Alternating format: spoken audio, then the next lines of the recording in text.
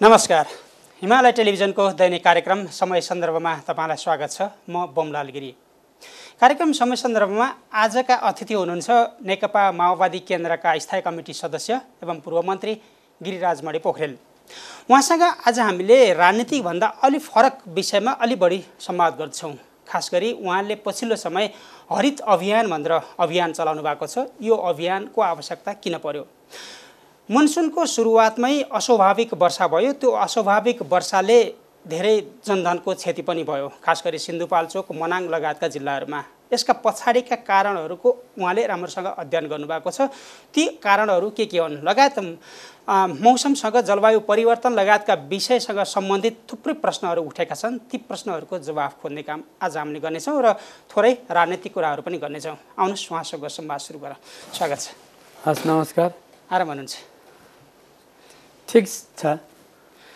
अब आजको मुख्य विषयतिर लाग्यौँ। तपाईँले यो हरित अभियान भनेर अभियानै सञ्चालन गर्नुभएको छ। साउन 15 गते प्रतिनिधि सभाको बैठकमा पनि एउटा अभिव्यक्ति दिनुभयो। यो अभियान किन आवश्यक छ? अहिले जलवायु परिवर्तन होस् अथवा अस्वाभाविक वर्षाले पुर्याएको क्षति लगायतका कुराहरूको राम्रोसँग विश्लेषण, अध्ययन, अनुसन्धान गर्दाखेरि के पाउनुभयो? योबाट सुरु गरौँ। हस्, यो समयको लागि धन्यवाद। अहिले यो जलवायु परिवर्तनको कारणले परिस्थिति एकदम भयावह छ। विश्व स्तरमा यो बारे धेरै पहिलेदेखि विषयहरू उठेको थियो। त्यसको चाहिँ हाम्रो जस्तो देशहरूलाई कसरी असर पाइरहेको छ भन्ने कुरा अलिकति पढे लेखेका यही क्षेत्रमा लागेकाहरूले त बुझ्नु पनि भएको, पहिलेदेखि कुरा उठाउनु पनि भएको हो। तर यो विषयलाई हामीले आम जनतामा बुझाउन जरुरी छ। अघि तपाईँले सुरुमै पनि राख्नुभयो, अहिले मेलम्चीको समस्या आयो, मनाङको समस्या आयो, यता चुरे क्षेत्रका एकदमै धेरै समस्याहरू छन्। तराई मधेस चाहिँ मरुभूमिकरणको प्रक्रियामा गइराखेको छ। म एकपटक जतिखेर जनएकता साप्ताहिकमा काम गर्थेँ, हामी निकाल्थ्यौँ, त्यतिखेर हामीले छोरोल्पा चाहिँ फुट्दैछ भन्ने एउटा समाचार छाप्यौँ। त्यतिखेर भन्नु न, अब 20-25 वर्ष अगाडि। अहिले आजका दिनमा हेर्नुहुन्छ भन्दाखेरि अमेरिकामा नि तापक्रम एकदम बढेर गएको छ। जुन अमेरिका पहिले चाहिँ अहिले यो क्लाइमेट चेन्जको सन्दर्भमा उठिरहेका सवालहरूलाई चाहिँ ठिक ढङ्गले सामना गर्न चाहिराखेको थिएन, उसैको अहिले पछिल्ला महसुस भएका कुराहरू आइराखेका छन्। तपाईँ क्यानाडामा अहिले तापक्रम बढेर मानिसहरूको मृत्यु भएको सुन्नुभयो। उतापट्टि चाइनामा चाहिँ 500 वर्ष यता नपरेको पानी पर्यो, बाढी आयो। अब त्यसले के क्षति पुर्यायो सबै कुरा यहाँ आइसकेका छैनन्। जर्मनी, बेल्जियमतिर पनि जर्मनी, बेल्जियमको अवस्था पनि त्यस्तै रह्यो हैन। जतिखेर यो विश्व स्तरमा यो समस्या छ, नेपालमा पनि भयावह स्थिति छ। काठमाडौँ एकदम प्रदूषित छ हैन। हिमालहरू चाहिँ पग्लँदैछन्। अब विज्ञहरूले भनिराख्नु भएको छ यो वास्तवमा चाहिँ हिमालहरू काला हुँदै गएका छन्। अनि मलाई चुरेका अध्ययन गर्ने साथीहरूले, तपाईँ त चुरेबाट निर्वाचित मान्छे, अनि चुरे त यही ढङ्गले रहने हो भने 20-25 वर्षपछि चुरे रहन्छ कि रहँदैन भन्ने विषय राख्नुभयो। अनि अब जहाँ म महोत्तरीबाट निर्वाचित छु त्यहाँका दिनदिनका जीवनका घटनाक्रमसँग गाँसियो। हाम्रा चाहिँ अव्यवस्थित सहर निर्माणका प्रक्रिया चलिराखेका छन्। त्यो देशभरिकै कुरा हो त्यो। त्यसपछि अब क्रसर उद्योगहरू चाहिँ खुलिराखेका छन्। कति उनीहरूले चाहिँ त्यहाँबाट चाहिँ नदीजन्य पदार्थहरू झिक्न पाउने हो भन्ने कुनै दरो खालको मापदण्ड छैन। गिट्टी बालुवाका कुराहरू बेचेर चाहिँ व्यापार घटाउने कुरा यही बेलामा उठे। तपाईँ हरेक वर्ष चाहिँ मुङ्लिन र नारायणघाटको सडकको समाचार सुन्नुहुन्छ। तपाईँ चाहिँ नौबिसे र चाहिँ मुङ्लिनसम्मका समाचार सुन्नुहुन्छ हैन। यो त हामीले सुन्दै आएको कुरा भयो हैन। तर चाहिँ स्थिति यस्तो चाहिँ भयावह हुँदै गएको छ कि एकातिर समुदायले यो जलवायु परिवर्तनले ल्याएका विकराल समस्यालाई दिनदिनमा भोगिराखेका छन् तिनीहरूलाई राज्यको तर्फबाट हामीले ठिक ढङ्गले सम्बोधन गरिराखेका छैनौँ। त्यसैले हामी थप सहयोग गरिरहेका छौँ अनि जसरी त्यसलाई समाधान गर्नुपर्ने हो फेरि एउटा समृद्ध समाजको परिकल्पना गरिराखेका छौँ। अब मानव जातिले यो चाहिँ जलवायु परिवर्तनले उत्पन्न गरेका समस्यालाई सम्बोधन नगरिकन समृद्ध समाजको पनि निर्माण हुन सक्दैन। यस कारणले के लाग्यो भन्दाखेरि हामी चाहिँ यो प्रश्न उठाउँ र प्रश्नको उत्तर खोजौँ। त्यो क्रममा चाहिँ अहिले बर्दिवास गौशाला भङ्गाहा नगरपालिकामा महोत्तरीमा यही भदौसम्ममा 3 लाख चाहिँ रुखहरू बिरुवाहरू रोप्ने एउटा हरित अभियान अगाडि बढाउने भनेर हामीले सुरु गऱ्यौँ र लामो विज्ञहरूसँगको छलफलहरूपछि मैले संसदमा पनि यो बारेमा आफ्ना अबको स्थितिमा किन हरित अभियान भनेर त्यसका 10 वटा बुँदाहरू मैले सार्वजनिक गरेको छु। भनेको अब अहिले हामी मौसमका कारण थुप्रै समस्याहरू भोगिरहेका छौँ। त्यसको एउटा महत्त्वपूर्ण कारण त जलवायु परिवर्तन नै भयो। हाम्रा मानवीय आनीबानीहरूले पनि त्यसलाई अलिक बढी सहयोग गरिरहेको होला होइन? आनीबानी हाम्रो सोच्ने तरिका जीवनशैली पनि छ। हाम्रो विकास निर्माणको मोडेलै छ नि। तपाईँ अहिले चाहिँ अब यति राम्रा राम्रा पहाडहरू छन्, डोजरको आतङ्क छ। हाम्रा निर्वाचित साथीहरूले कहाँ बाटो बनाउनु पर्ने हो, कुन हरितलाई बचाउनु पर्ने हो, मतलब सबैको चाहिँ नियतमा समस्या छ भन्दिनँ, दृष्टिकोणको समस्या छ। कतिलाई हामीले बुझाउन सकेका छैनौँ, हामीले ठिक ढङ्गले चाहिँ लैजान सकेका छैनौँ। हाम्रो त यति राम्रो देश हो नि होइन, यसको यो चाहिँ यसको हरित पक्षलाई हामीले बचाएर है यसलाई मात्रै सुरक्षित गर्ने हो भने पनि हामीलाई चाहिँ एउटा समृद्धिको दिशामा जानको लागि धेरै ठुलो योगदान गर्छ। यही भूभाग हो नि जहाँ चाहिँ हामीले हिजो हाम्रा चाहिँ प्राचीन विज्ञानहरू योग ध्यान जस्ता चिजहरू चाहिँ हामीले निर्माण गऱ्यौँ। यो परिवेश र यो वातावरणको ठुलो भूमिका छ त्यसभित्रपट्टि। मानिसहरू यहाँ किन आउँछन् हो, त्यसैले अहिले एकातिर विकास निर्माणको सवाल छ, अर्कोतर्फ हाम्रा चाहिँ बानी व्यवहारहरू छन्। यस्तो उपभोक्तावादी पद्धतिहरू हामीले अवलम्बन गरेका छौँ। थुप्रै प्रश्न चाहिँ यसले चाहिँ उठाएको छ। हाम्रो यो जीवनशैली पनि परिवर्तन गर्नुपर्ने, हामीले विकास निर्माणको मोडेल पनि परिवर्तन गर्नुपर्ने। प्रकृतिबाटै आउने कुरालाई तपाईँले धेरै रोक्न त सक्नुहुन्न, तर तपाईँले मानवीय ढङ्गले गर्नुपर्ने पहललाई चाहिँ तपाईँले ठिक ढङ्गले ध्यान दिनुभयो भनेदेखि चाहिँ यसलाई व्यवस्थित गर्न सकिन्छ। तर त्यसलाई पुरै रोक्न पनि नसकिएला। अब हाम्रो प्राकृतिक सुन्दरताका हिसाबले यति धनी छौँ हामी, त्यसलाई हाम्रा आनीबानी हाम्रा व्यवहारहरू परिवर्तन गर्ने भने जस्तो सिन्धुपाल्चोकै मेलम्चीकै कुरा गर्ने हो भने पहाडका मान्छे अथवा माथिका मान्छेहरू बसाइ सरेर खोलाको तिरमा आएर त्यति ठुलो बस्ती नबनाएको भए त्यति बेला हामीले सोच्ने तरिकाले हामीले यस्तो गर्नु हुँदैन, हामीले जोखिम हुनसक्छ भन्ने खालको सोच मात्र विकास भएको भए पनि त हामीले त्यति ठुलो क्षति त भोग्नु पर्ने थिएन नि होइन? त्यो त हाम्रो विकास निर्माणसँग विकासको तरिकासँग पनि जोडिएको कुराहरू होला। म चाहिँ खोटाङको खार्पामा जन्मेँ होइन, अनि तल चाहिँ रावा खोला भन्ने छ होइन, तल त्यो बेसीमा चाहिँ घर बनाउँदैनथे है, यसो गोठहरू बनाउँथे अरू अस्थायी खालको काम गर्नलाई, अलि माथितिर घरहरू बनाउँथे।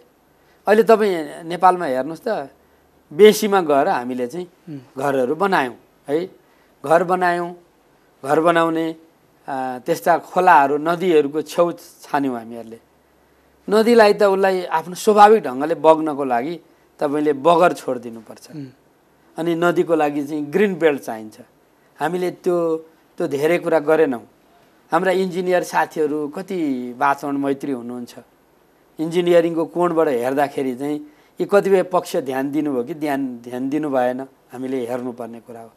हाम्रो चाहिँ अहिले तपाईँ यस्तो चाहिँ पहाड हो हाम्रो होइन, पहाडको कोणबाट हेर्दाखेरि चुरे एक खालको छ, महाभारत एक खालको छ, हिमालहरू अर्का खालका छन्। कान्छो पहाड भन्छ, हाम्रो यहाँ भुइँचालो आउँछ, बाढी पहिरो आउँछ, विपदको कोणबाट पनि हामीले चाहिँ विषयलाई हेर्नुपर्ने थियो होइन। त्यस कारणले यो विकास सम्बन्धी एउटा यस्तो महत्त्वपूर्ण पक्ष छ जसलाई हामीले ध्यान दिएनौँ भनेदेखि विकास कि विनाश भन्ने यो बहस त्यत्तिकै उठेको छैन। अबको स्थितिमा चाहिँ तपाईँले वातावरण मैत्री विकासमा नगइकन चाहिँ ठिक ढङ्गले जान सक्दैनौँ। त्यस कारणले यो चिन्तन बहस जीवनशैली यो समग्र पक्षलाई नै चाहिँ हामीले सतहमा ल्याउनु पर्ने छ र सबैको दिलदिमागमा पुर्याउनु पर्छ। त्यसको लागि त हाम्रा इन्जिनियरहरूलाई हामीले कति दक्ष बनाउने काम गऱ्यौँ, सचेतनाका हिसाबले कति सचेतनाको ज्ञान भर्ने काम गऱ्यौँ भन्ने त्यो एउटा प्रश्न होला। अर्को कुरा जस्तो हामीले पहाडमा भएको विकास, डोजरे विकासलाई हामीले जसरी प्रश्न उठाइरहेका छौँ, अब हाम्रो विकासको तरिका पनि त्यस्तै भयो। हामीलाई सहरिया जीवन अथवा गाउँघरभन्दा अलिक तलको मन पर्न थाल्यो, घर त्यहीँ बनाउन थाल्यौँ, बाटोघाटो बिजुली सबै त्यहीँ जान थाल्यो, सहर बजारमा पहाडमा गएन। त्यसका कारणले मात्र नै हामी पहाडबाट तराई झरेका होला, सहर बजारमा झरेका होला। हाम्रो विकासको तरिका पनि त मिलेन नि त्यहाँनिर, होइन? हो, पहिलो त हामीले जसरी पहाडलाई व्यवस्थित गर्नु पर्थ्यो र त्यहीँ जीवन चाहिँ सहज छ, आनन्दमय छ, उत्पादनशील छ भन्ने कुरालाई प्रत्याभूत गर्ने गरी काम गर्नु पर्थ्यो। हामीले त्यो ढङ्गले गरेनौँ। त्यो नगरिसकेपछि जहाँ उत्पादन गर्दा जीवन सजिलो छ त्यहाँ आफै बसाइसराईको प्रक्रियाहरू अगाडि बढे, होइन? तपाईँ मतलब यो त हामीले प्राप्त गरेको एउटा अवसर हो नि, सबैले त पाउँदैनन् नि, होइन? त्यसरी पनि बुझेनौँ हामीहरूले। कतिपय त यस्तो दृष्टिकोणको समस्याको कारणले गर्दा पहाडहरू चाहिँ अभिशाप जस्तो अर्थमा पनि बुझ्ने प्रक्रिया हो। पहाडलाई बचाउनु पनि पर्ने, होइन? त्यस्तै किसिमले चाहिँ त्यहाँ जीवन चाहिँ सम्भव पनि बनाउनु पर्ने। फेरि कस्तो भने तपाईँ एउटा घर एक ठाउँ छ, अर्को घर अर्को ठाउँमा छ, उनीहरूलाई तपाईँले सुरक्षा दिनु पर्यो, राज्यको कोणबाट बिजुली बाटो दिनु पर्यो, खानेपानी शिक्षा स्वास्थ्य दिनु पर्यो, होइन?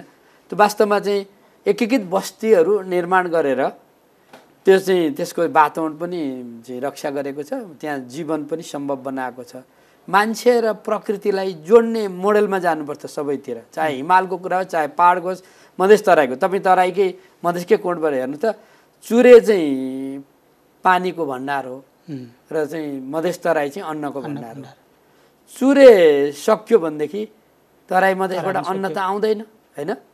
अनि अहिले कस्तो भएको छ भन्दाखेरि तपाईँ त्यो मरुभूमिकरणको प्रक्रिया अगाडि बढेको छ। अब कस्तो छ भने तपाईँ चुरेर चाहिँ महाभारत गाँसिएको छ, महाभारत र चाहिँ हिमाल गाँसिएको छ, एकअर्कासँग अन्तर सम्बन्ध छन्। वास्तवमा चुरेको प्रश्न हिमालसँग कसरी गाँसिएको छ, हामीले जुन ढङ्गले यसलाई बोध गराउनु पर्थ्यो, ठिक ढङ्गले यसलाई लिएर जानु पर्थ्यो, लान सकेनौँ। त्यस कारणले मधेस तराईको मात्रै होइन, तपाईँ अहिले सबभन्दा प्रदूषित सहर काठमाडौँ पर्छ। अहिले बरु कोरोनाको यो विपदको बेलामा चाहिँ कतिपय चाहिँ प्रदूषण कम भएको छ, अलिकति वातावरण स्वच्छ भएको छ, हेर्न पाइएको छ भन्ने स्थिति सिर्जना भएको छ। भनेपछि हाम्रो जस्तो देशहरूको लागि चाहिँ एकातिर विकसित औद्योगिक मुलुकहरूले जुन ढङ्गले कार्बन उत्सर्जन गरेर हाम्रा जस्ता चाहिँ मुलुकहरूलाई क्षति पुर्याइराखेका छन्, हामी त्यसको विरुद्धको अभियानमा पनि हामीले साथ दिनुपर्छ। हामीले त्यो सन्दर्भमा पनि काम गर्नुपर्छ। अर्कोतर्फबाट हामी आफैले दिनमा भोगिरहेका जो समस्या छन् तिनीहरूको ठिक ढङ्गको समाधानको सन्दर्भमा पनि कुरा गर्नुपर्छ। त्यसरी गरिरहँदाखेरि चाहिँ तपाईँ जीवनशैली परिवर्तनको कोणबाट काम कहाँबाट सुरु गर्ने? तपाईँको यही कोठामा तपाईँले चाहिँ यहाँ अक्सिजन चाहिन्छ कि चाहिँदैन? उदाहरणको लागि कस्तो खालको चाहिँ तपाईँले यहाँ व्यवस्थापन गर्नुभयो भने यो हरित पनि हुन्छ, स्टुडियो पनि हुन्छ र यसले काम पनि गर्छ। मैले चाहिँ मन्त्री हुँदाखेरि स्कुलहरूलाई चाहिँ ग्रिन स्कुल बनाऊँ भनेर लिएर आएको थिएँ, हरित अभियान सञ्चालन गरौँ है। चुरे बचाउनको लागि एउटा बोर्ड बनेको छ, त्यसले काम गरेको छ। अनि त्यो पनि एउटा सकारात्मक कदम नै थियो मेरो बुझाइमा। तर तपाईँ चुरे बच्ने दिशामा कति हामीले चाहिँ उपलब्धि हासिल गऱ्यौँ भनेर हेऱ्यौँ, होइन? 8 वर्ष जति भयो, 10 अरब जति खर्च भइसकेको छ। अनि साना साना टुक्रा टुक्रा योजनाहरू हामीले दिइराखेका छौँ। त्यो चुरेकै कोणबाट हेर्दाखेरि चाहिँ त्यो खोलाहरू निस्केको मुहानको साइडमा एक खालका समस्या छन्, त्यसपछि तलपट्टि गएर कटान गरेका एक खालका समस्या छन्, डुबानका अर्का खालका समस्या छन् है। तपाईँले तिनवटा नदीका तिनवटा क्षेत्रलाई ध्यान दिएर काम गर्नुपर्ने हो, तर हामीले ठिक ढङ्गले चाहिँ काम गर्न सकिराखेका छैनौँ, होइन? अर्को एउटा विषय पनि छ, वास्तवमा यो ब्युरोक्रेटिक ढङ्गले मात्रै हल हुने विषय होइन यो है। त्यहाँ समुदायले आफ्नो ठाउँमा आफ्नो आफ्नो ढङ्गले असल अभ्यास गरेर त्यो प्रकृतिको रक्षा पनि गरेका छन्, चुरेको रक्षा पनि गरेका छन्, होइन? आफ्ना पहाडहरूको रक्षा पनि गरेका छन्। त त्यो असल अभ्यासलाई संरक्षण गर्दै अझ त्यसलाई अगाडि बढाउने सन्दर्भमा नयाँ प्रकारले सोच्नुपर्ने हो। त्यस कारणले मन्त्री नि भएको बेलामा हामीले एउटा गोष्ठी गरेका थियौँ चुरेकै सन्दर्भमा। पछि त्यहाँ विज्ञहरू सबैको सुझावको आधारमा चाहिँ हामीले त्यस्तै ज्ञान केन्द्रहरू बनाउनुपर्छ। अहिले क्लाइमेट चेन्जले सिर्जना गरेका समस्यालाई बोध गराउन टोलमा चाहिँ तपाईँले चाहिँ त्यस्ता सिकाइ केन्द्रहरू बुझाइ केन्द्रहरू बनाउनु पर्यो, अनि मात्रै हामी त्यो ढङ्गले जान सक्छौँ भन्ने लागिरहेको थियो। त्यसैले मैले पार्लियामेन्टमा पनि यो विषयमा चाहिँ हामीले यता नास्ट र चाहिँ विश्वविद्यालयलाई पनि यो प्रक्रियामा जोड्नुपर्छ। र मलाई चाहिँ कस्तो पनि लाग्छ भनेदेखि यो पहिले हामी चाहिँ राबिसे भन्ने थियो 36 साल अगाडिपट्टि युनिभर्सिटी पढेका विद्यार्थीहरूले चाहिँ 10 महिना गाउँमा गएर पढाउनु पर्थ्यो, अनि त्यो फर्केर आइसकेपछि उनीहरूको पढाइले पूर्णता प्राप्त गर्थ्यो। हामी चाहिँ लास्ट ब्याच हौँ, हामी जान पाएनौँ, तर हामीले रिपोर्ट चाहिँ लेखेर बुझाउनु पर्यो, अनि त्यो बहुदल ल्यायो भनेर त्यसलाई बन्द गरियो। अनि मलाई कस्तो लाग्छ भनेदेखि अहिले पनि हामीले विश्वविद्यालयहरूलाई चाहिँ अहिले आफ्ना विद्यार्थीहरूलाई अनुसन्धानकर्ताहरूलाई ज्ञान केन्द्रसँग जोडेर चुरे क्षेत्रमा पठायौँ भनेदेखि त्यहाँ उनीहरूले चाहिँ एवेरनेस सचेतनाको काम पनि गर्छन्, आफ्नो अनुसन्धानको काम पनि गर्छन्, त्यसपछि उनीहरूको पढाइको पनि काम गर्छन्। त्यस कारणले एउटा चाहिँ बहुपक्षीय एक खालको अभियान चाहिँ यसमा जरुरी छ भनेर अहिले चाहिँ यसमा हामी लाग्यो। हामीले सिन्धुपाल्चोक मनाङ लगायतका ठाउँमा अस्वाभाविक क्षतिको सामना त गरिहाल्यौँ। अब हिमालहरू पग्लिँदैछन् भनेर विज्ञहरूले भनिरहेका छन्, अनि पहाड जो चुरे पानीको भण्डार त्यो सुक्दैछ। हिमाल सुक्यो भने त्यो चुरे सुक्ने भयो, चुरे सुक्यो भने अन्नको भण्डार खत्तम हुने भयो। यसले त मानव जीवन नै सङ्कटमा पर्न सक्ने अथवा थुप्रै समस्याहरू देखिए। त्यसको लागि के हो त अभियान? अब तपाईँले सुरु गरेकै हरियत अभियान मात्र हो एउटा, अथवा तपाईँले जसरी कर्मचारी तन्त्रमाथि प्रश्न उठाइरहनु भएको छ, 8 वर्षमा 10 अर्ब यसैको नाममा खर्च भएको छ, त्यसको अब्जस लिने काम त फेरि हाम्रो यो पछिल्लो जो कालखण्ड रह्यो त्यसमा त राजनीति नै हावी भयो नि, होइन? राजनीति हावी भयो र राजनीतिक नेतृत्वले जलवायु परिवर्तनले पैदा गरेका चुनौतीहरूलाई कसरी समाधान गर्ने भनेर पर्याप्त छलफलको विषय बनाएको छैन। सम्भवतः त्यो सोच नै छैन होला, अथवा त्यो व्यवहारमा त्यो वास्तवमा पार्टीहरूका एजेन्डा बन्नु पर्यो, पार्टीहरूका जनवर्गीय सङ्गठनको एजेन्डा बन्नु पर्यो, नागरिक समाजको एजेन्डा बन्नु पर्यो। मैले विज्ञहरू र यो क्षेत्रमा लागेकाहरूले अलिअलि बुझ्नु भएको छ, उहाँहरूले उठाइ पनि राख्नु भएको छ। म त्यहाँ सिनामङ्गल बस्छु, त्यहाँबाट मास्तिर निस्किँदाखेरि त्यहाँबाट हरियाली पार्टी खोलेकै रहेछ है।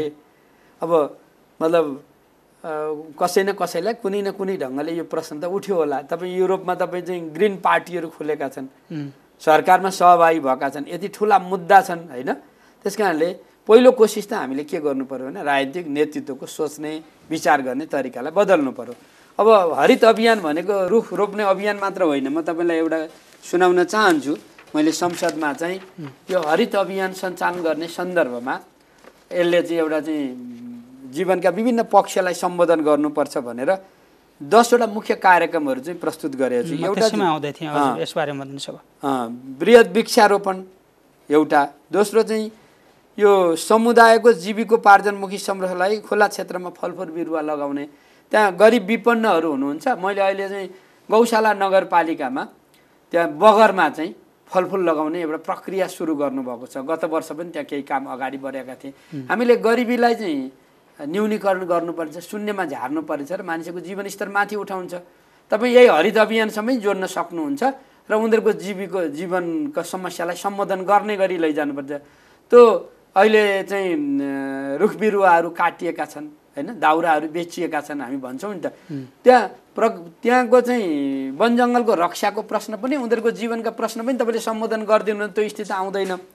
तेस्रो कुरा चाहिँ हाम्रो यो एकीकृत जलाधार व्यवस्थापनको अवधाअनुसार नदीको व्यवस्थापन गर्ने। वास्तवमा हामीले चाहिँ नदीलाई दुरुपयोग गऱ्यौँ, त्यसलाई ठिक ढङ्गले हामीले तिनीहरूको सदुपयोग गरेका छैनौँ। एकल सोचबाट हुँदैन त्यो। अर्को कुरा चाहिँ कस्तो भइदियो भन्दाखेरि चाहिँ भूक्षय भइराखेको छ, वन विनाश भइराखेको छ होइन। अब वास्तवमा इकोसिस्टमलाई तपाईँले चाहिँ कार्यकारी बनाउनु पर्यो। हामीले वास्तवमा त्यसको जो प्रणाली छ त्यो प्रणालीलाई बुझाउने ढङ्गले व्यवहारमा बुझाउने गरी यसलाई लिएर जानुपर्ने छ। अरू कुरा कस्तो भन्दाखेरि हाम्रो कृषि प्रणाली पनि बिग्रिएको छ। तपाईँ चाहिँ यति धेरै रसायनयुक्त विषादीयुक्त चाहिँ कृषिमा गयो, अब त अहिले त चाहिँ माटोको पनि सकिएको छ, मान्छेको जीवनलाई पनि त्यसले असर पारेको छ। हामीले किन चाहिँ अहिलेको चाहिँ वातावरणमा आधारित भएको कृषि प्रणालीमा नजाने, किन अर्ग्यानिक खेतीपातीमा नजाने, हामीले अर्को विषय यसमा जोड्नुपर्छ। जलवायु परिवर्तनको असर न्यूनीकरण गर्नको लागि चाहिँ नेचर बेस्ड सोल्युसनमा जानु पर्यो। हामीले एकतारी फर्किनु पर्यो र के थिए त वास्तवमा प्रकृतिले दिएका समाधान, जहाँ हामीले अन्याय गऱ्यौँ, जहाँ बढी हामीले दोहन गऱ्यौँ, जहाँ नाफाखोर ढङ्गले हामीले सोच्यौँ, त्यसलाई सच्याउनु पर्यो। अरू कुरा चाहिँ यो वातावरणीय समस्याहरूको अनुसन्धान गर्नको लागि ज्ञान केन्द्रहरू निर्माण गर्नु पर्यो।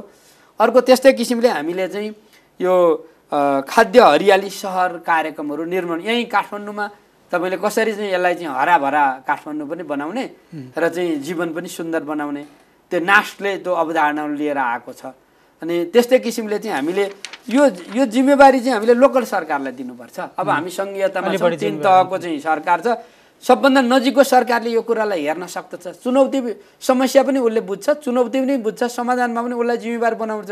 के गर्नुहुने के गर्नु नहुने चाहिँ सङ्घीय सरकारले भनिदिनु पर्यो।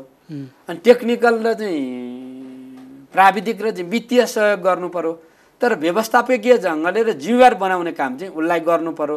यी विविध विषयहरूलाई समेटेर हामीले चाहिँ हाम्रो राष्ट्रका समुदायले भएका समस्यालाई पनि सम्बोधन गरौँ, अन्तर्राष्ट्रिय स्तरमा आएका मुद्दाहरूलाई पनि साथ दिउँ भन्ने चाहिँ मेरो चाहिँ उद्देश्य हो। यो वातावरणका हिसाबले त यो यति धेरै महत्त्वपूर्ण विषय हो कि हामीले त दिनदिनै ढिला गरिरहेका छौँ। यो विषयमा अलिक गम्भीर हुनुपर्ने, जति गम्भीर हुनुपर्ने हो त्यति हामी भएनौँ। मिडियालाई गम्भीर बनाउनको लागि सधैँभरि राजनीतिले ओझेलमा पारिरह्यो। तपाईँहरूको आन्तरिक झगडा लफडा यिनै कारणले गर्दाखेरि सधैँभरि मिडिया त राजनीतिको पछि मात्र लाग्यो। हामीले उठाउनु पर्ने विषय यति हो, ढिला भइसकेको छ। ढिलै भए पनि तपाईँले यो विषय उठाउनु भएको छ। अब यसको लागि चाहिँ तपाईँको आगामी थप योजना रणनीतिहरू के हुन्छन् त? होइन, मैले चाहिँ म अहिले विज्ञहरूसँग मैले भेटेँ, विश्वविद्यालयहरूसँग भेटेँ। म पूर्व राष्ट्रपति रामवरण यादवज्यूकोमा पनि गएँ। यो चुरेसँग केन्द्रित भएर अहिले पहिलो चरणमा लैजाउँ, लानुपर्ने यो देशव्यापी अभियान हो भनेर पूर्व प्रधानमन्त्री पुष्पकमल दाहाल प्रचण्ड, पूर्व प्रधानमन्त्री माधव नेपालज्यूहरूसँग पनि मैले भेटघाटहरू गरेँ। त्यस्तै किसिमले अब तलपट्टि हामीले केही स्थानीय स्तरमा काम गरेका छौँ। अनि मैले यो अभियान चलाइरहँदाखेरि चुरेको वरिपरि निर्वाचित भएका लोकल सरकारहरूलाई यो वर्ष नीतिमा पनि राखिदिनुहोस्, अलिकति म्याचिङ फन्ड पनि राखिदिनुहोस्, मिलेर यसलाई काम गरौँ भनेर भनेको छु। अब यसपछि हामी चुरेका चाहिँ स्थानीय सरकारहरूसँग अन्तर्क्रिया गर्छौँ। त्यहाँ समुदायले गरेका असल अभ्यासहरूलाई पनि हेर्छौँ हामीहरू। कतिपय पालिकाहरूले यो बिचमै गरेका राम्रा कामहरू पनि छन्। त्यसपछि चाहिँ यो सकेसम्म यसलाई चाहिँ जनप्रतिनिधिहरूलाई साथमा राखेर, यसका अध्येताहरूलाई राखेर हामी पूर्वमा इलामदेखि डडेलधुरासम्म होइन विभिन्न 7वटा प्रदेशसँग यो गाँसिएको छ, यसको वरिपरि अन्तर्क्रिया गर्छौँ हामीहरू। अब केही छलफल भएका छन्, त्यो छलफलको कोणबाट हेर्दाखेरि हामीलाई चाहिँ विशेष संरचना चाहिएका छन्, ऐनहरू चाहिएका छन् भन्ने कुरा पनि राख्नु भएको छ है। अब चाहिँ हामीले वास्तवमा चाहिँ नदीजन्य पदार्थहरू चाहिँ कति प्रयोग गर्ने हो, कसरी लिएर जाने हो भन्ने विषय पनि आएका छन्। अन्तर्क्रिया गरौँ, छलफल गरौँ, बहसहरू गरौँ र त्यसपछि नेपालको लागि पनि विश्वको लागि पनि के उपयुक्त छ भनेर चाहिँ एउटा साझा धारणा बनाऊँ भन्ने नै हुन्छ। यसको लागि त अब जस्तो कर्मचारी तन्त्र, जसलाई हामीले थाई सरकार भन्छौँ, यो अस्थायी सरकार भन्दा पनि थाई सरकार अलि बढी जिम्मेवार हुनु पर्ला। कर्मचारी तन्त्रमा यसको प्रभाव चाहिँ कस्तो छ? कर्मचारीमा यो विषय बुझेकाहरू पनि हुनुहुन्छ एउटा पक्ष चाहिँ। अर्को कुरा चाहिँ यो अब बुझेकाहरूले राजनीतिक नेतृत्वलाई जसरी बुझाउनु पर्ने छ त्यहाँ कमी देख्दछु म। विज्ञहरू र राजनीतिक नेतृत्वको बिचमा राजनीतिक नेतृत्वले चाहिँ यसलाई चाहिँ नागरिकको विषय बनाउनुपर्छ, त्यहाँ ग्याप भएको छ। अनि त्यो फेरि जनचेतना फैलाउने बुझाउने कोणबाट यति राम्रा विज्ञहरू पनि हुनुहुन्छ, कर्मचारी विज्ञहरू पनि हुनुहुन्छ। त्यस कारणले उहाँहरूको त्यो ज्ञान र अनुभवलाई हामीले लिनुपर्छ। अर्को कुरा चाहिँ यसमा चाहिँ यो क्लाइमेट चेन्जले, जलवायु परिवर्तनले पारेका असरलाई ध्यान दिनको लागि भनेर चाहिँ दाताहरूबाट चाहिँ बजेटहरू पनि छ, छुट्याइएको छ। त्यसको चाहिँ ठिक ढङ्गले सदुपयोग भएको छ कि छैन भन्ने पनि मलाई लागिराखेको छ। यसैमा चाहिँ कस्तो पनि सुन्छु मैले भनेदेखि चाहिँ अब समुदायमा पुग्नुपर्ने कार्यक्रमहरू चाहिँ अनुसन्धानको नाममा मात्रै रहे अथवा कन्सल्टेन्सीहरूमा मात्रै गए भन्ने कुराहरू पनि उठिराखेका छन्, आइराखेका छन्। तपाईँले उठाएको प्रश्न 8 वर्षमा 10 अर्ब रुपियाँ चाहिँ कहाँ खर्च भयो, कति उपलब्धि हुनुभयो, के पाउनु भएको छ? होइन, मैले म त्यसमा अहिले धेरै किन जान चाहन्न भन्दाखेरि बोर्ड गठनसम्म पुग्नु पनि आफै सकारात्मक कदम थियो एउटा। दोस्रो कुरा चाहिँ त्यसले चाहिँ चुरेलाई बचाउनुपर्छ है भन्ने भाव सिर्जना गर्यो। त्यसो गर्दाखेरि त्यो बोर्ड अन्तर्गत आउनुभएका नेतृत्वका साथीहरूले कस्तो कस्तो ढङ्गले काम गर्नुभयो। सुरुको बोर्डमा भएका साथीहरूले एक ढङ्गले चाहिँ गुरु योजना बनाएर काम गर्नुभएको रहेछ, त्यसैको आधारमा काम भयो कि भने मेरो पर्याप्त अन्तर्क्रिया भएको छैन। त्यस कारणले तर जे होस् चाहिँ यसलाई अलि व्यवस्थित र एकीकृत ढङ्गले वास्तवमा चुनौती कहाँनिर छ भन्ने ढङ्गले त्यसलाई केन्द्रित गर्नुपर्छ। अब उहाँहरूले यसलाई बुझ्नु भएको छ, त्यसलाई चाहिँ ठिक ढङ्गले सदुपयोग गर्ने दिशामा चाहिँ कानुन माग गर्ने कुरा पनि गर्नुभएको छ। अझ प्रभावशाली संरचना माग गर्ने पनि कुराहरू उठेका छन्। म चाहिँ के भन्न चाहन्छु भनेदेखि सङ्घीय सरकारले वित्तीय र चाहिँ प्राविधिक सहयोग गर्ने जोखिम कहाँ छ? तपाईँले केही वर्ष अगाडि जुरे पहाडको खतराको बारेमा बाहिर आइसकेपछि थाहा भयो। त्रिभुवन विश्वविद्यालयका विज्ञहरूले गएर त्यहाँ चिनो लगाइदिएको रहेछ भन्ने कुरो म पछि गएपछि सुनेको थिएँ मैले। मतलब हाम्रा चाहिँ युनिभर्सिटीहरू छन् वातावरणको क्षेत्रमा काम गर्ने, कृषिको क्षेत्रमा, भूगर्भको क्षेत्रमा, उहाँहरूले निश्चित रिसर्च गरेको होला नि त। त्यो रिसर्चलाई राज्यसँग जोडेर समुदायलाई नै त्यो रक्षा गर्ने जिम्मेवारी दिनुपर्छ। त्यस कारणले मलाई लाग्दछ एउटा ठुलो क्रान्ति, एउटा ठुलो सोच, ठुलो चिन्तन यसभित्रपट्टि आवश्यकता छ। अहिले कसैलाई दोषारोपण गर्ने भन्दा पनि एउटा त्यस्तो खालको चाहिँ समष्टिगत पहल प्रयत्नतर्फ सबैलाई लिएर जाउँ भन्ने मेरो सोच छ। यो बिचमा चाहिँ अनुसन्धान चाहिँ राम्रै भएको देखिन्छ। मैले अहिले त भन्न सक्दिनँ, तर मैले यो बिचमा जतिलाई चाहिँ भेटेँ उहाँहरूले मलाई चाहिँ चुरेबारे गरिएका अध्ययनहरू हेर्नुहोस् है भनेर भन्नुभएको छ। कतिपय गुरु योजनाहरू दिनुभएको छ। टेक्निकल विषय त मैले धेरै बुझ्दिनँ, तर अध्ययन भएका देखिन्छन्। अध्ययन भएका छैन भने अध्ययनतर्फ पनि उन्मुख गराउनु पर्यो, युनिभर्सिटीहरूलाई अनुसन्धानसँग जोड्नु पर्यो। त्यसरी लगियो भनेदेखि ब्युरोक्रेसी र विश्वविद्यालयहरू मिसिँदाखेरि समुदायलाई चाहिँ त्यो जिम्मा दिन सजिलो हुन्छ। तपाईँ स्वास्थ्य शिक्षा मन्त्री भएको बेलामा त्यो ग्रिन स्कुल भनेर अभियान जो तपाईँले चलाउन खोज्नु भएको थियो, त्यसको उद्देश्य कति पूर्ति भयो अथवा के गर्न खोजेको चाहिँ के थियो? त्यो हाम्रा शिक्षा क्षेत्रका साथीहरूले, हाम्रा हेड सरहरूले, हाम्रा शिक्षक साथीहरूले, समुदायले बुझ्नुपर्ने कुरा हो। अब म चाहिँ स्कुलहरूमा जान्थेँ, बाहिरबाट चाहिँ फुल किनेर ल्याएर लगाइदिनु हुन्थ्यो क्या। अनि कहिले फुल पनि लगाएको छ, कहिले खादा पनि लगाएको छ। मैले के भने कम्तीमा तपाईँको स्कुलमा जे छ हरिच छ त्यसैले स्वागत गर्नु न, तपाईँको यहाँ 2 पैसा पनि बत्त छ। यो त आत्मनिर्भरतासँग पनि गाँसिएको छ। हामीलाई अहिले कोरोनाकै बेलामा अक्सिजन चाहिने रहेछ भन्ने कति धेरै महत्त्व भयो। हामीले कहाँ पिपल रोप्नुपर्ने हो, कहाँ तुलसी रोप्नुपर्ने हो, कहाँ अरू जडीबुटी रोप्नुपर्ने हो। स्कुललाई हरित बनाउने भनेको त्यो उत्पादनसँग पनि जोड्नुहुन्छ तपाईँले। तपाईँ चाहिँ कुन चिज चाहिँ तपाईँले त्यहाँ रोप्दाखेरि स्कुलको आम्दानी पनि हुनसक्दछ।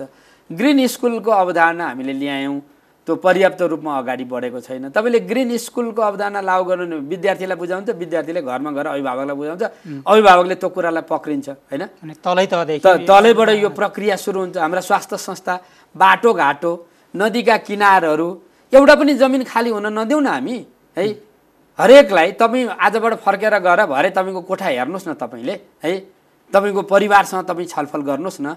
अहिले उहाँ हाम्रो क्यामेरामा हेर्ने साथीहरू हुनुहुन्छ, उहाँहरूले यो विषयलाई बुझ्ने। तपाईँ हामीले सबै ठाउँ बहस छलफल उठाउँदै गइसकेपछि बन्ने रहेछ यो कुरा। हामीले गर्नुपर्ने धेरै कुरा छन्। म त कतिपय ठाउँमा साथीहरूलाई भन्छु, तपाईँहरू बर्थडेमा चाहिँ केक किन काट्नुहुन्छ है? तपाईँले एउटा रुख किन रोप्नुहुन्न, एउटा बिरुवा किन रोप्नुहुन्न? तपाईँ काठमाडौँलाई चाहिँ तपाईँले कसरी चाहिँ एउटा चाहिँ हराभरा सुन्दर बनाउनुहुन्छ? हामीले हाम्रा घरहरू कस्ता छन् तपाईँले सबै कोणबाट हेर्नुहोस् त। त्यसैले एउटा यस्तो ढङ्गले चाहिँ हामीले सोध्नुपर्ने छ। तपाईँले महिलाहरूलाई चाहिँ शिक्षा दिनुभयो भनेदेखि उहाँहरूले अहिले म चाहिँ भन्छु एक प्रकारले भन्नुहुन्छ भने उत्पादनको क्षेत्र ध्यान दिनुभएको छ होइन। महिलाहरू हुनुहुन्छ नि, महिलालाई दीक्षित गर्नुभयो भनेदेखि यो धेरै ठुलो जनसङ्ख्या नियन्त्रणदेखि लिएर यो जङ्गल बचाउनेदेखि लिएर घर चलाउने सबै कामहरू हुन्छन्। हामीले त्यहाँ ध्यान दिएका छैनौँ। यसले थुप्रै विषय उठाउँदछ हाम्रो। तपाईँले चाहिँ त्यो जैविक विविधताको रक्षा कसरी गर्ने है, अहिले एउटा बहस पनि उठेको छ। हरित लिनुहोस् होइन, कतिपय त्यहाँ भएको जैव विविधतालाई असर नपारिदिनुहोस् भन्ने विषयहरू पनि उठेका छन्। अब तपाईँले चाहिँ कस्ता गाडी चलाउने होइन, तपाईँले चाहिँ यो जुन खालको चाहिँ कार्बनहरू उत्सर्जन गर्ने खालका चाहिँ तपाईँले प्रयोग गर्ने कि नगर्ने, अनि त्यसो गर्दाखेरि किन विद्युतीय सामग्रीहरू भएका चाहिँ साधनहरू प्रयोग नगर्ने, यस्ता धेरै विषयहरू यसले उठाएको छ।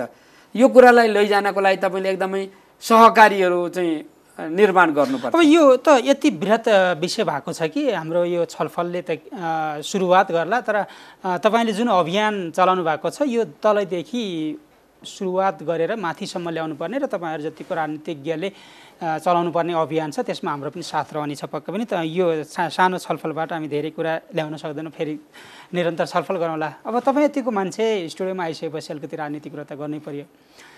प्रधानमन्त्री भएको शेरबहादुर देउवा आज 28 गते, भोलि 1 महिना पुग्छ। 1 महिनासम्ममा पनि यो सरकारको आयु त झन्डै 1.5 वर्ष मात्र हो। 1 महिना खेर गयो सरकारै विस्तार गर्न नसकेर, किन गर्न सक्नु भएन? तपाईँ त सहयात्री दल हो।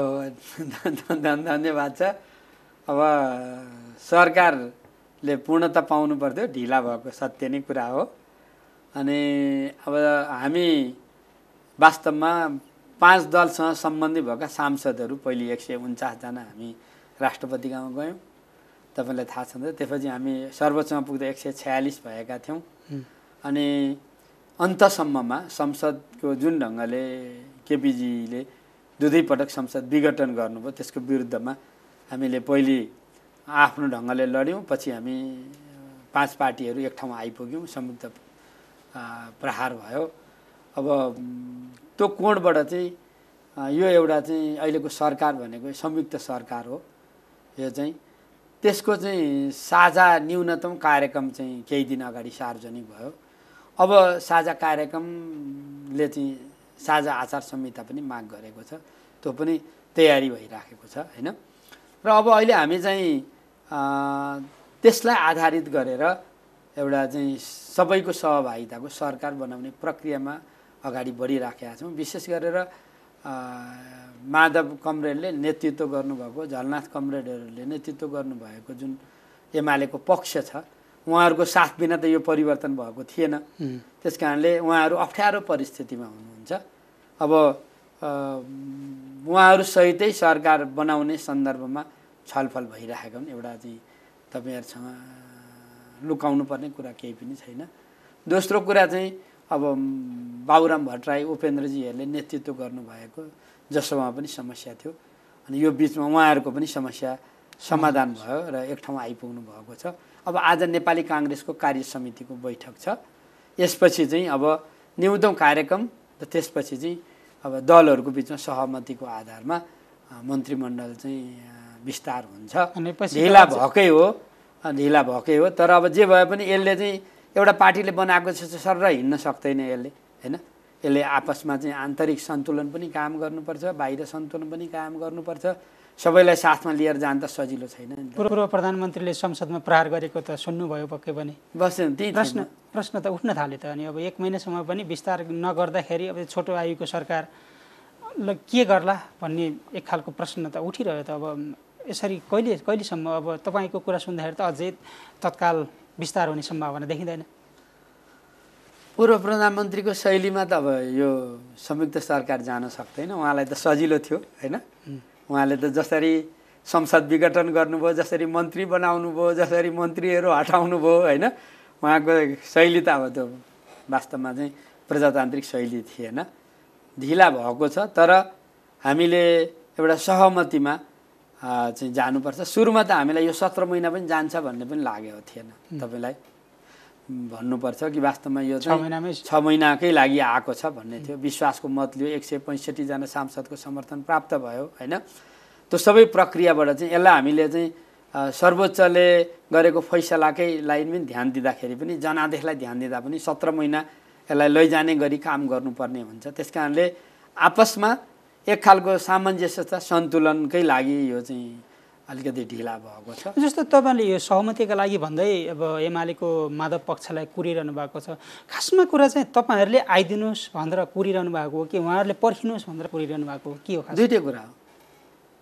हामीले यो सरकार चाहिँ तपाईँहरूले आइदिनुहोस् भन्दाखेरि चाहिँ तपाईँहरूले एमाले फुटाउनु खोजे जस्तो देखिन्छ, उहाँहरूले आउन चाहँदाखेरि चाहिँ उहाँहरूले आफै फुटाउनु खोजे जस्तो देखिन्छ। यो जसले नेकपा गठन गर्दाखेरि त्यतिखेरका दुईटा पार्टीले छलफल गरेर सहमतिमै लिएर गएका थिए। त्यो ठिक थियो कि थिएन भोलि इतिहासमा मूल्याङ्कन होला।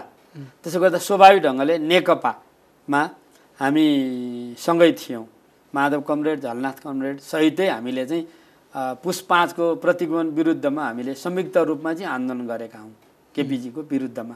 त्यही कारणले त्यो फुटाउने कुरा भन्नुहुन्छ भने एकातिर केपीजीले गर्नुभयो नेकपा, अर्को तर्फबाट सर्वोच्च अदालतको फागुन 23 को निर्णयले चाहिँ त्यो काम गरिदियो। सर्वोच्चले त्यो कुरा गर्नु हुँदैन थियो, उसको निर्णयलाई हामीले मान्यौँ, तर हामीले त आफ्नो मतभेद चाहिँ हामी जनतामा लिएर जान्छौँ भन्यौँ। अब निश्चित रूपमा हो कि यो परिवर्तनको पक्षमा काम गरेका शक्तिहरूको बिचमा एउटा दह्रो कार्यगत एकता होस् भन्ने हामी चाहन्छौँ।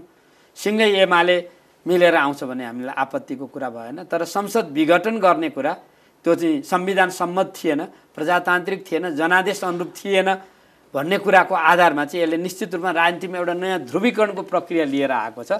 ध्रुवीकरणलाई फुट विभाजनको रूपमा मात्रै लिनु हुँदैन, त्यसले एउटा चाहिँ नयाँ सोच लिएर आउँछ। म त अझै वाम प्रजातान्त्रिक यसमा चाहिँ सिधा अर्थमा हेर्दाखेरि चाहिँ कस्तो देखिरहेछ भने तपाईँहरू आइदिनुहोस् है भन्दाखेरि चाहिँ अब तपाईँहरूले कुरेर उहाँहरूलाई पर्खिरहे जस्तो, हामी आउँदैछौँ पर्खिनुहोस् है भन्दाखेरि उहाँहरूले कुरे जस्तो भनेको तपाईँहरूले एमाले फुटाउन चाहेको हो कि उहाँहरू आफै फुट्न चाहेको हो भन्ने होइन। हामी त सँगै हिँडेका थियौँ, खोलामा पस्यौँ, खोला तरौँ भनेका हौँ हामीले।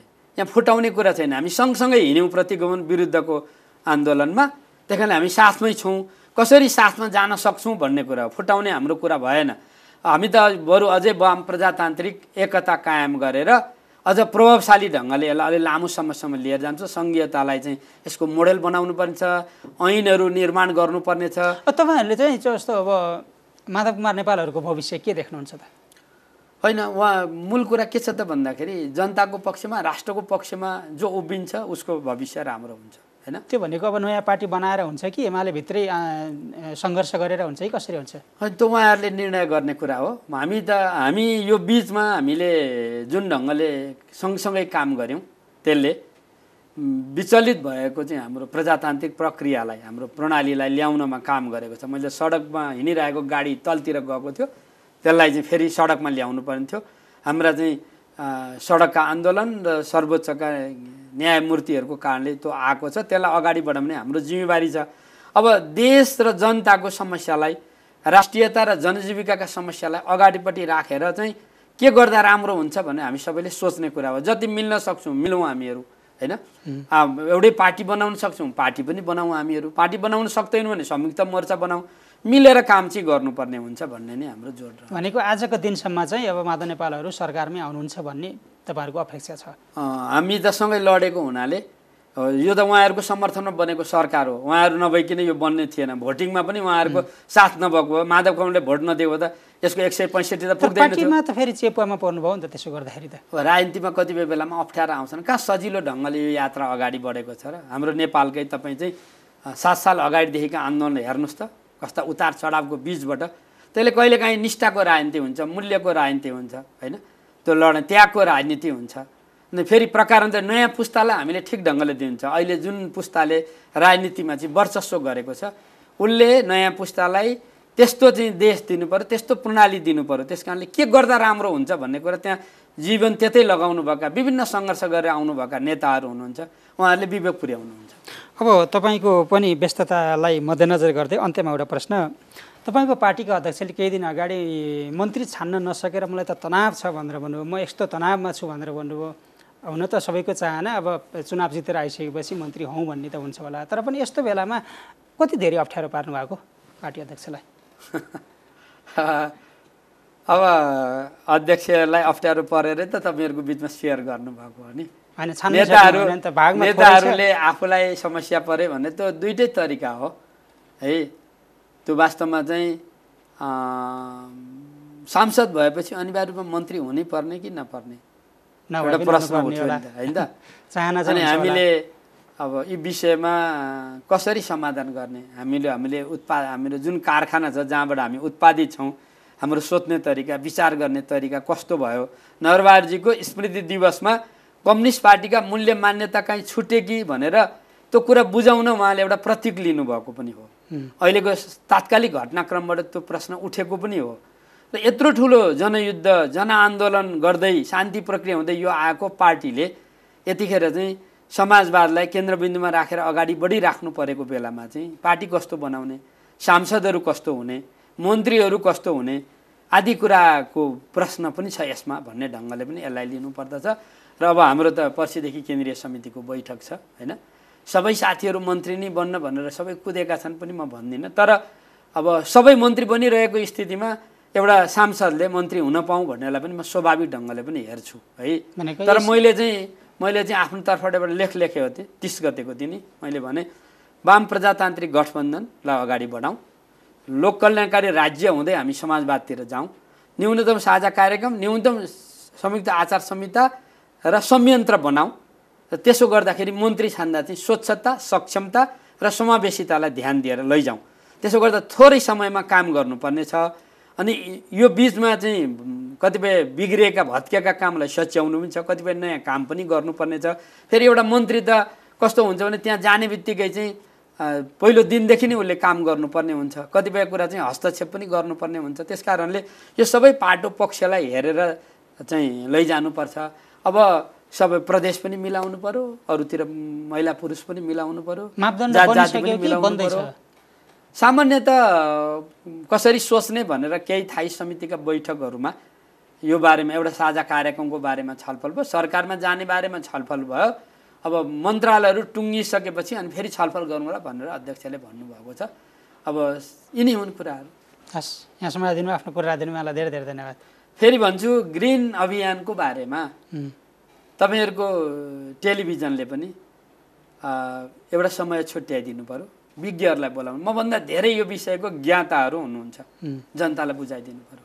तपाईहरु स्वयं पनि आफ्नो अभियान बनाइदिनु पर्यो है, आफ्नो परिवारको अभियान बनाइदिनु पर्यो।